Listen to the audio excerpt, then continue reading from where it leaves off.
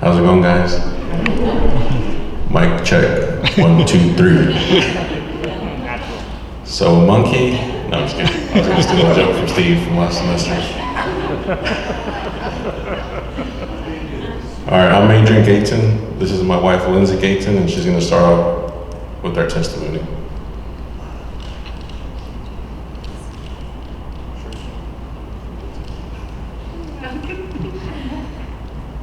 Thank you, Steve. I count on you always. Thank you. Okay, all right, so I'm just doing the backstory and then he'll talk about like the end, I guess. So we both grew up in broken and toxic homes. Adrian was brought up in a home where the man was allowed to be abusive in power in every way, and the wife just submitted and allowed. I was brought up in a home of trauma and child neglect, but not allowed or felt safe to express any suffering or negative emotions towards anyone.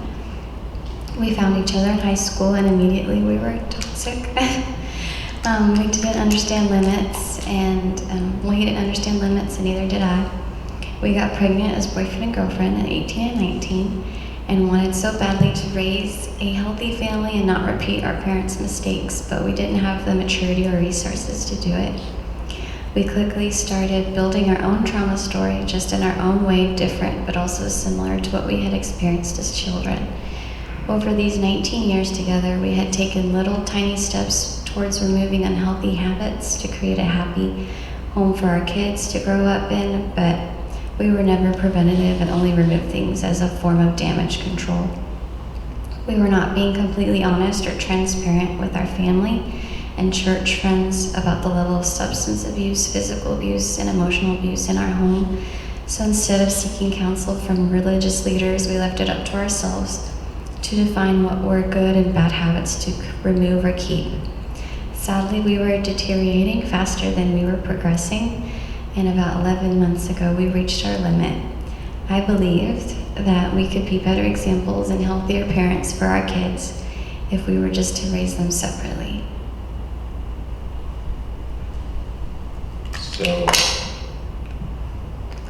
So I had a different view of I had a view of what success was for me, which was providing, being close to God, and being successful. But the truth was my wife had a much different view of our marriage. I was selfish, focused on my own priorities, and I would put my wife's needs last. I would even ignore her pleas to me when she would try to communicate to me what was wrong, which was very rare. So when my wife was set on leaving me 11 months ago, it was heartbreaking. But God spoke to me and said, "Love your wife." I responded with prayer and worship, which is our only true battle. I obeyed God and started loving my wife in the biblical way. From there, we experienced supernatural love of God. It caused our hearts to open back up, it caused our hearts to open to Jesus Christ, then to us. We held on to that promise that we would be a redeemed family through Christ. We both started to full-heartedly seek God, finally being honest about our depths of sins through Christian counseling and praying together.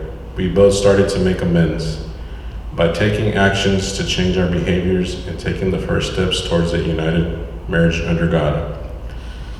And then God's timing is perfect.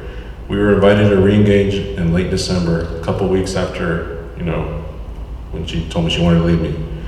So we had already started the process of forgiveness and healing, but in this class we learned more in depth about the forgiveness process.